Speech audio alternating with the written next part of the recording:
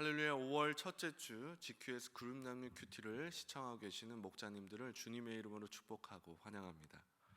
오늘은 사도행전 1장 1절에서 8절까지의 말씀으로 함께 은혜 나누고자 하는데요. 오늘은 성령의 능력과 복음의 증거라는 제목으로 제가 간략하게 말씀을 전하도록 하겠습니다. 예수님은 고난을 당하시고 부활하시기 전에도 제자들의 수차례 하나님 나라 복음에 대해서 이야기를 하셨습니다. 그리고 제자들에게서 이제 떠나실 때가 다가온다는 것을 제자들의 수차례 이야기도 하셨습니다. 그럼에도 불구하고 제자들은 예수님이 이스라엘을 로마에서 독립시켜줄 그런 군주로 생각했던 것 같습니다. 그래서 예수님의 그 말씀들이 뜬구름 잡는 이야기, 또 예수님의 그런 이야기를 마치 정말 제대로 받아들이질 못하고 자신의 어떤 근시안적인 관점과 자신의 어떤 관철시키고 싶은 목적을 가지고 투영해서 예수님을 바라봤던 것 같습니다. 그래서 그들은 예수님의 말씀을 사실은 제대로 이해하지도 못했고 깨닫지도 못했던 것 같습니다. 예수님이 실제로 부활하시고 40일 동안 제자들과 함께 계실 때 이때 제자들은요 또다시 예수님께 하나님 나라에 대해서 이야기를 듣고 천국 복음에 대한 이야기를 들었습니다. 그런데도 제자들은 여전히 헛다리를 짚고 있는 듯한 그런 모습을 보여주는데요. 왜냐하면 그들의 메시아관이 애초에 처음부터 많이 잘못됐기 때문입니다. 그들이 사실 구약의 메시지를 잘 알고 있었다면 그들이 기다리는 이 메시아는 이스라엘을 구원해줄, 독립시켜줄 메시아가 아니라 그들을 죄 가운데서 구원할 메시아, 또 희생당하고 모든 질고를 짊어질 어린 양의 이미지로 그들이 알고 있어야 하겠지만 그들은 그런 사실에 대해서 전혀 알지도 못했고 깨닫지도 못했던 것 같습니다.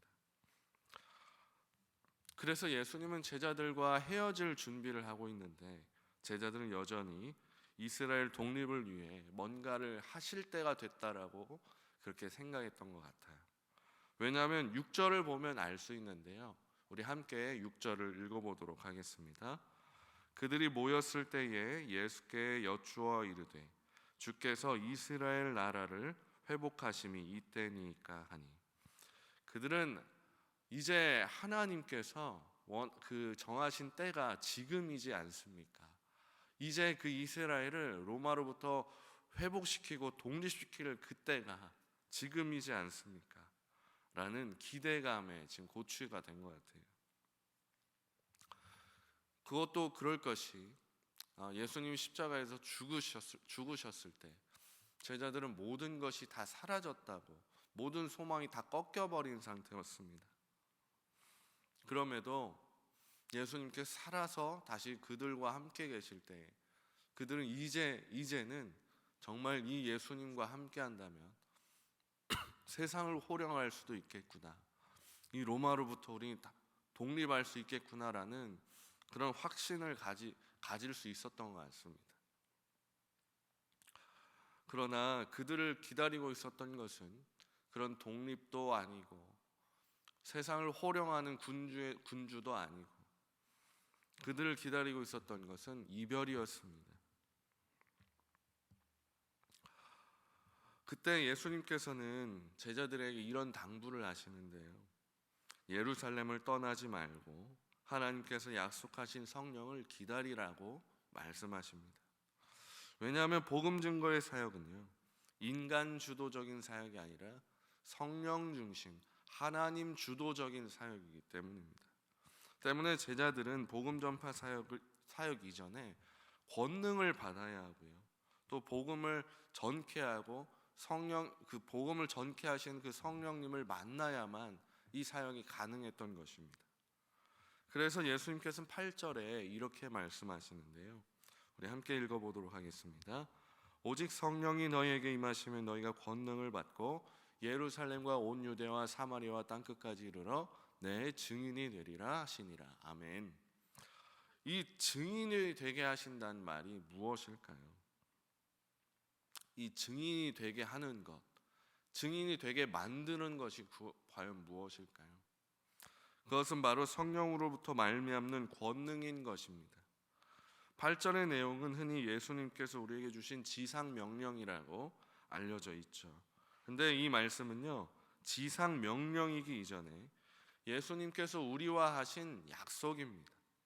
선언이자 또 그걸 반드시 지키겠다고 하시는 약속인 것이죠. 그렇기 때문에 이 사역은요, 우리의 능력으로 하는 것이 아니라 하나님의 능력으로 반드시 이루어져야만 하는 사역인 것입니다. 그리고 하나님의 능력으로 반드시 성취될 것입니다. 여기서 나눔 1번을 우리 함께 좀 보면 좋겠는데요. 제자들은 우선 성령이 임하길 기다려야 했습니다. 성령보다 앞서지 않고 뜻을 따라 살아가는 삶은 어떤 모습일지 나눠봅시다. 제자들에게도 복음 증거하기 위해서는 성령님이 필요했습니다. 이 선교하고 복음을 전하는 이 복음 전도의 사역, 증거의 사역은요, 하나님 주도적인 사역이기 때문에 성령의 충만이 필요했고 성령의 권능이 필요했습니다. 이와 같이 우리 역시도 이 성령의 충만, 또 성령의 임재, 성령의 주도적인 그 사역들이 우리 안에서 늘상 드러나야만 할 것입니다. 하나님 뜻보다 앞서지 않는 삶은 무엇일지 목원들과 함께 이야기해 보시면 좋을 것 같습니다. 이제 다시 본문으로 돌아와서 7절에 주목하면 좋겠는데요. 7절을 함께 읽어보도록 하겠습니다. 이르시되 대화하시기는 아버지께서 자기의 권한에 두셨으니 너희가 알 바 아니요 하나님의 나라 완성되며 임하는 날 그 시기는요 아버지만 아신다라고 이야기하셨습니다. 이 말은 8절에 땅끝까지 이르러 내 증인이 되게 하신다라는 그 말과 연결이 되어지는데요. 우리는 그 날이 언제일지 알지는 못하지만 땅끝까지 복음이 전해져야 되는 그 시기가 오면, 반드시 땅끝까지 복음이 전달이 된다면 그때 반드시 하나님 나라 임할 수 있겠다라는 추측과 또 생각이 가능한 것입니다. 그래서 이것을 지상 명령이라 이야기하는 것이죠. 우리가 숨이 붙어 있는 한, 우리가 이 땅에 살아가는 한, 우리에게 맡겨주신 사명과 소명을 따라서 복음을 증거하고 그렇게 증언하는 삶을 살아야 하는 것입니다. 다만 우리가 깨닫지 못하고 잊어버리고 우리의 사명과 우리의 소명을 잊어버리고 살아가는 때가 더 많은 것이죠.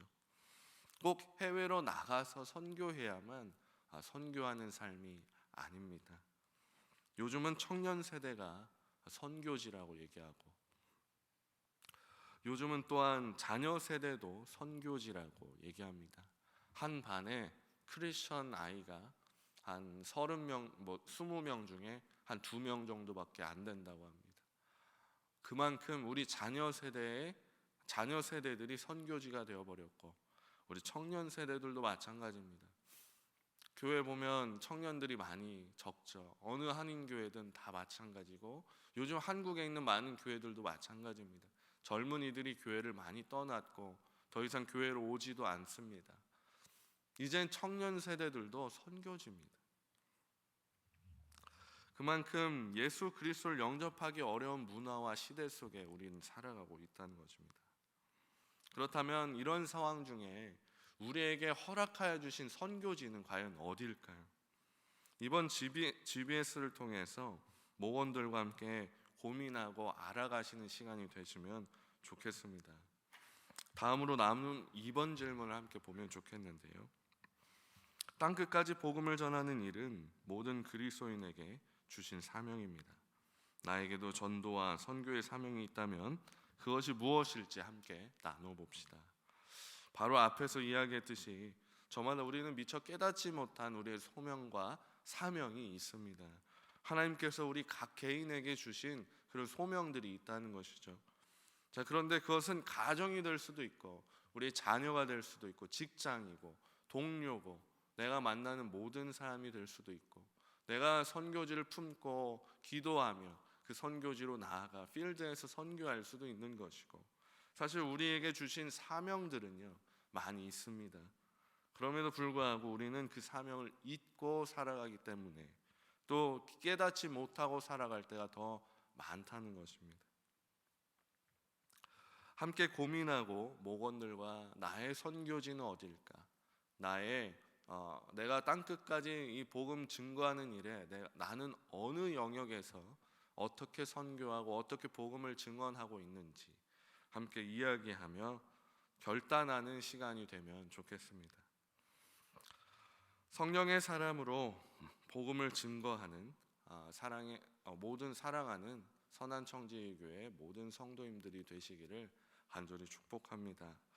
이번 GBS를 통해서 우리가 복음을 전할 때 성령의 능력이 필요하고, 또한 성령님께서 우리의 능력을 주시면 우리가 땅끝까지 복음을 전파할 수 있는 담대함과 또 그런 은혜가 우리 가운데 임하게 된다는 사실을 기억하면서 우리에게 허락하여 주신 선교지를 찾고 또 그 선교를 위하여 복음을 전하는 결단을 하는 그런 복된 시간 될 수 있기를 축복합니다.